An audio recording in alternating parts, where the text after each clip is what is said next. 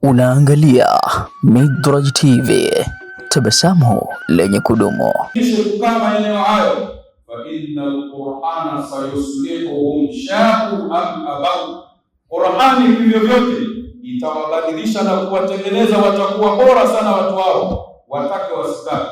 Wanachotakiwa kufanya wakae kwenye maeneo ya Qur'ani, Qur'ani itafanya kazi yake. Kwa hiyo mtu bora wa kwanza ni huyu ambaye ameisoma Qur'an, lakini pia akaamua kuwasomesha na watu wengine. Kwa kuwa dini, kiongozi wa umma amewafanya hawa kuwa ni watu bora, sisi kama Waislamu tuwatazame hawa kuwa ni watu bora katika jamii zetu. Wanafanya kazi kubwa sana, lakini watu dhalili sana wamekuwa ndio hao. Watu dhalili na dhaifu sana wamekuwa hao. Nakumbuka mwaka jana rais wa upande wa pili wa Zanzibar aliwahi kusema maneno makubwa sana. Alisema mpaka sisi sote tunaotuona amani na utulivu huu unapatikana ni kwa sababu ya Qur'ani.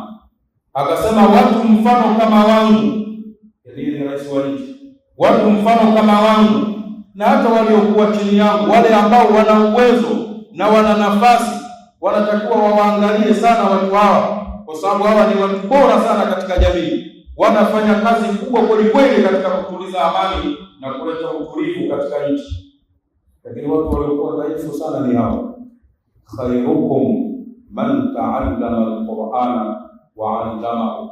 Tena man istighraqia, wanaingia yoyote yule, niwe kabila lolote lile, awe ana rangi yoyote ile, ametokea nchi yoyote ile, yeye ametokea kwenye bara lolote ile, muda wa kuwa yeye amesoma Qur'an na akawa anawasomesha watu wengine, tambueni kwamba huyo ni mtu bora sana katika jamii yenu. Mtu wa pili katika watu waliokuwa bora kwa mujibu wa maelezo ya Mtume Muhammad sallallahu alaihi wasallam, man yurja khairuhu wa yu'manu sharruhu. Na siku moja bwana Mtume Muhammad sallallahu alaihi wasallam alikuwa anatembea kwenye nyendo zake, akalikuta kundi la watu wamekaa. Alipofika pale akawatolea salamu. Baada ya hapo akawauliza, je, nikupeni habari niwajulishe kuhusu mbora wenu na mtu mbaya wenu? Yaani ni nani bora katika nyinyi na ni nani ni mtu mbaya katika jamii? Swali kama hili ni gumu. Wale waliokuwa pale wote wakakaa kimya. Mtume akauliza tena, je, niwape habari kuhusu aliyokuwa bora miongoni mwenu na aliyokuwa mbaya miongoni mwenu? Wale watu kimya. Swali hili aliuliza mara tatu. Mwisho akajitokeza kidume mmoja akasema, bala ya Rasulullah, ndiyo tunataka tuambie, kwani mtu bora ni nani na mtu shari, mtu mbaya katika jamii kwa nini mtu gani? Ndio Mtume sallallahu alaihi wasallam akasema maneno machache tu bora. Akasema, khairukum man yurja khairuhu wa yu'manu sharruhu. Katika maisha yenu mnayoishi, mtu bora ni yule ambaye uwepo wake panatarajiwa kheri, lakini uwepo wake watu wanakuwa hawana wasiwasi shari inayotoka kwake, wanaona hakuna madhara yote watakayoyapata. Huyo ndio mtu bora sana miongoni mwenu. Man yurja khairuhu ni mtu ambaye mnatarajia kheri kutoka kwake wakati wote. Wa yu'manu sharruhu, halafu watu mnakuwa hamna wasiwasi, mnajua kwamba hakuna baya lolote litakalowapata kutoka kwake. Hii kwenye mazingira yoyote, kwa kuwa tuko msikitini, kwenye level ya msikiti, hata mkikaa mnaona kwamba hakuna baya lolote litakalokuja kutoka kwa wenzetu hapa. Je, tunaona hapa ni kheri. Ikiwa kwenye vikao mmekaa, yani mnaona kabisa kwamba hapa hakuna baya litakalotokea, tunatarajia kheri itapatikana. Ikiwa kwenye safari mnasafiri, mnajua kabisa kwa uwepo wa huyu ni kheri itapatikana, wala hakuna shari. Yani sifike mahala, kwa mfano watu wanataka kusafiri kwenda safari fulani, idadi ya watu tunataka 30, Halafu mwisho kabisa mnapata taarifa kwamba fulani na yeye kwenye safari hiyo atakuwepo, atashiriki. Watu wako wanaanza kutazamana usoni, huyu bwana naye atakuja au wengine unakuta wanaanza kukuna. Mwingine anaweza kufika hatua mpaka akadhairisha kwamba kama na huyo naye anakuja, basi safari hiyo imeshanishinda, mimi siende, kwa sababu unajua lolote linaweza likatokea. Khairukum man yurja khairuhu wa yu'manu sharruhu, mbora wenu ni yule ambaye panatarajiwa kheri kutoka kwa mtu huyo, lakini mna amani kabisa, hamna wasiwasi ya kupata baya lolote kutoka kwake, hamna shida, hakuna madhara ambayo yanayopatikana kutoka kwake. Huyu ni mtu muhimu sana katika jamii zetu, kiasi ambacho hata ikitokea shida kwenye jamii fulani ambayo mnayoishi, kuna jambo limetokea, sasa mnaona ngoja hapa tuchangishane ili bali tuweze kulisolve, tutoe tatizo hili. Sasa mkao mnaorodhesha majina tupate angalau watu 20. Sasa mtu bora ni yule ambaye kwenye fikra za watu zinapita fikra za kwamba huyu naye anaweza akafanya kitu. Huyu mtu bora sana.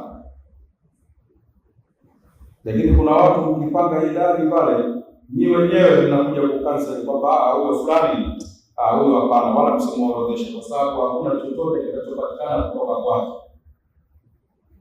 Huyo msimweke jina.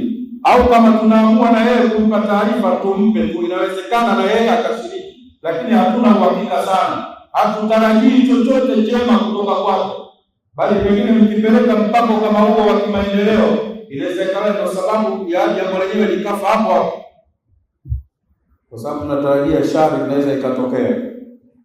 Sasa huyo si mtu mzuri katika jamii. Mtu aliyokuwa bora ni yule ambaye nyinyi mnatarajia mtapata kheri. Mtu ana shida, ana dhiki, ana majanga, ana maradhi, amekwama huko kodi, watu wana shida mbalimbali. Mtu bora ni yule ambaye kwenye fikra zako inapita kwa jambo hili likienda kwa fulani limekwisha, na ukiangalia uwezo huo anao na sababu hiyo ya kufanya hivyo anayo, huyu ni mtu bora sana katika jamii. Sio yule ambaye wewe mwenyewe kabisa unajikatisha tamaa kwamba pale hakuna chochote. Ukiona hivyo, huo ni mtihani kwenye jamii. Huyu ni mtu wa pili katika watu waliokuwa bora. Mtu wa tatu kwa maelezo ya Mtume Muhammad sallallahu alayhi wasallam anatuambia, khairukum man tala umruhu wa hasuna amaluhu. Mtu bora ni yule ambaye amepata fursa na amepata bahati ya kuishi sana, umri wake ukarefuka, ana 60-70, lakini sio miaka tu ndio iwe mingi. Mtu bora ni yule ambaye umri wake umerefuka, lakini na matendo yake pia yakawa mazuri. Huyo ni mtu bora. Ukipata nafasi ya kuishi sana hiyo fursa, una 45 kwenda huko, una 50, una 60, sio kwamba wewe bora sana kiivo au una maana sana. Ni fursa tu Mungu kakupa ili ujitengeneze, kwa sababu kuna ambao waliokuwa bora pengine kuliko wewe kwa mambo fulani wameondoka. Wewe umeendelea kubaki, kaondoka Mtume Muhammad sallallahu alaihi wasallam. Lau kanat dunya tadumu li ahliha lakana Rasulullah hayyan wa baqiya.